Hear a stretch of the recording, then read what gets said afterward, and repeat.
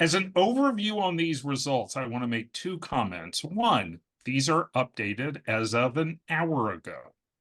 Stats come out, they change, schools update. Number two, many high schools share some anonymized version of their results, either on their student information system or in a follow-up to the end of the season. Your mileage may vary. Your numbers may be really, really different. The source for all these numbers are what the colleges or universities report in their press releases or on their admissions websites in the last several days. Now, the Common Application, the platform that kids apply to, for the fifth year in a row, reported an increase in applications. If you live in the South, you live in a part of the country that is driving a lot of that growth. Okay. Also, international applications came back strong this year. And a thing for parents and students to understand is the application growth disproportionately came from kids applying to more highly selective schools. What does that mean? We had a great question of like, could you send me a list of highly selective schools so my student could only apply to one or two? That would buck the trend of the last several years, where a student who applied to one highly selective school oftentimes applied to five. So there's a correlation between I'm reaching for selectives and I'm going to have a bigger college list. Now, families often focus and news reports often highlight core sets of schools. And so we picked four. We could have covered 80. Yale, huge increase, continued trend. UT, fourth year in a row that they said we have record applications. If you're not auto-admit at the University of Texas at Austin, you pretty much should assume it's almost as hard as an Ivy League school, depending on your major. Harvard, the outlier in this year's press results, their applications fell, and there's plenty of prognostication of why that happened.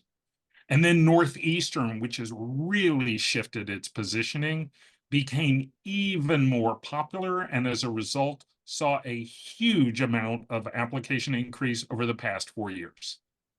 Now, we're going to share with you some very specific data, and we'll be sharing that in the follow-up. So trust me, if you're my age, this might look like an eye chart. But what we wanted to show you is over the course of 2020 to 2024, how things have shifted. Look at USC, a school that prior to this sea change was at a 16% admit rate. It landed at a 9. BU, which at some point in the near past might have seemed like a possible for most schools, it's more competitive than some Ivies. And Georgia Tech, a huge example of a flagship public that has basically been deluged with applications. Their admissions director said, we cannot hire enough people to read all these applications.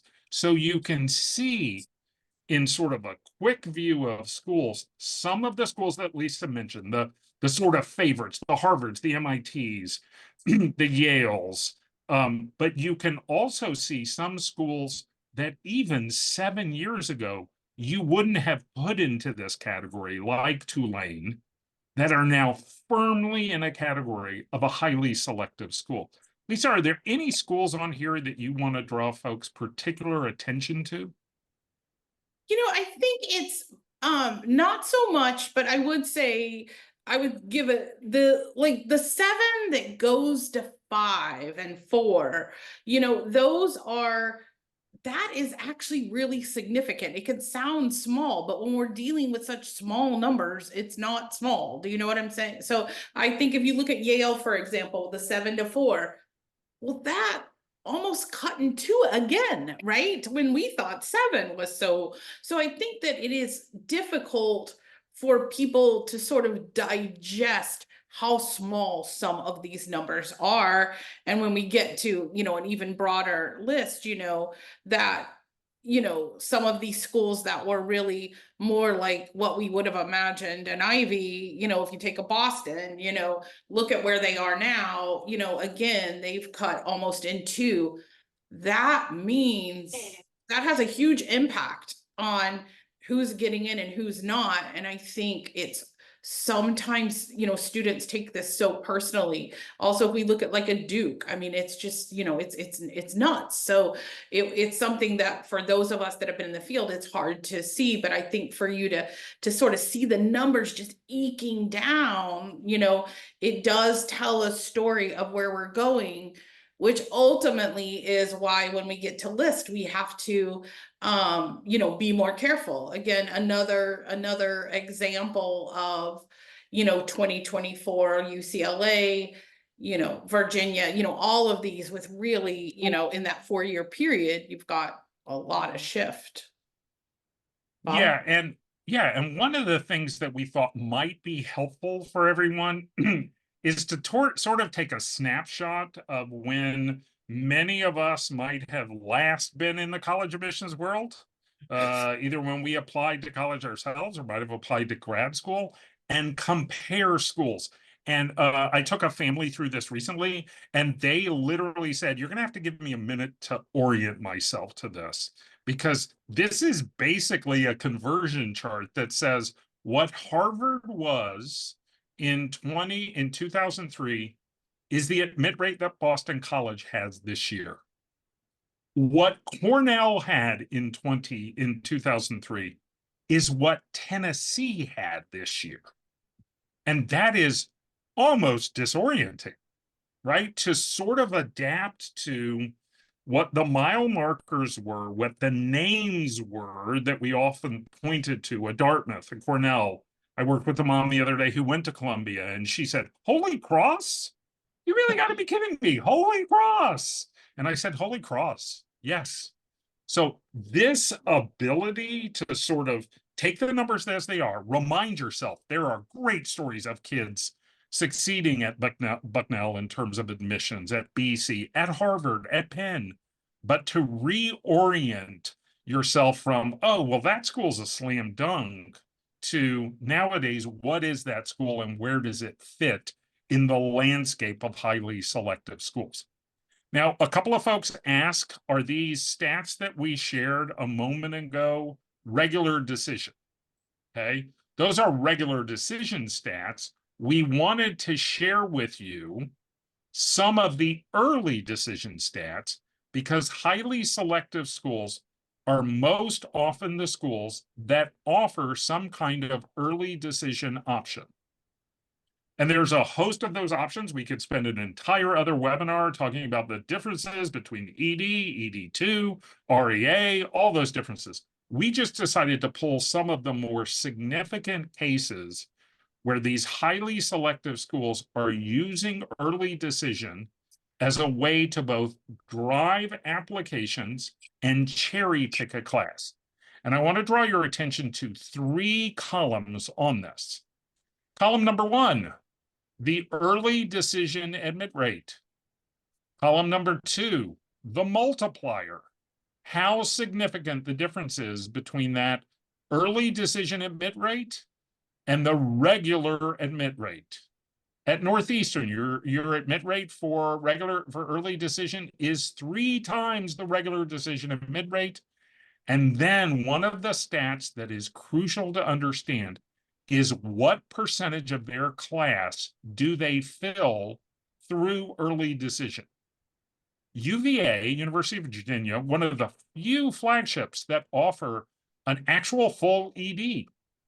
It's a significant difference between the regular decision admit rate and the early decision admit rate, but they admit only 24% of their incoming class through early decision.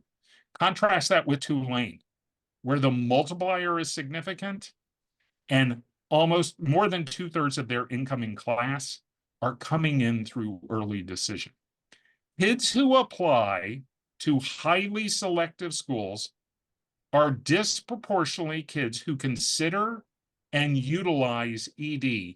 And there's an entire strategic conversation about that that isn't appropriate for today, but it is something to understand as a consideration for the statistics and for the decisions and priorities. Lisa, any other comments you want to add on early decision?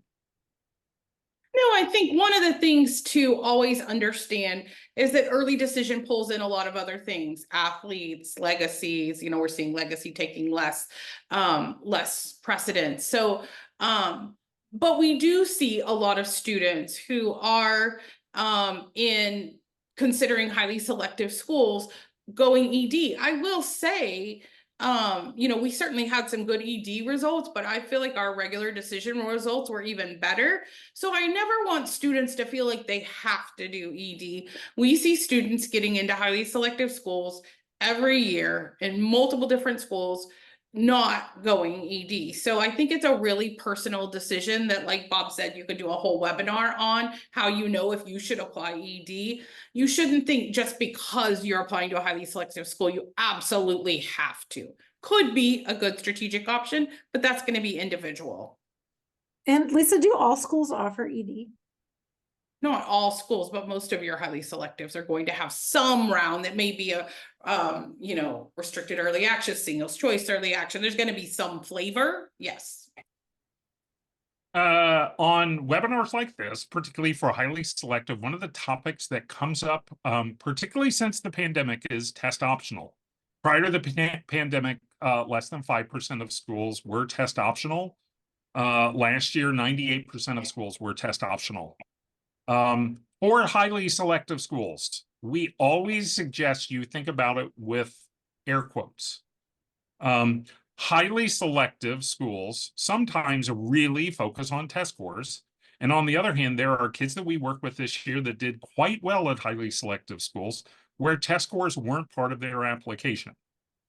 As a result of test optional, the average test scores have actually increased because kids, for the most part, are only submitting strong test scores. And many of you may have noticed that over the last several months, some of the more selective schools have announced that they're shifting back to requiring test scores. The good news about test score data, colleges and universities report their test score ranges. So you can see the top quartile in terms of the ACT or SAT for all schools. And then the last thing we want to give you a sense of before we turn our attention to students and parents is how schools consider these choices. They're crafting a class. They're looking at a diversity of perspectives and experiences, and they have their own specific set of institutional priorities. And those institutional priorities often change year to year, and they often play a larger or smaller role in the class that a college or university crafts.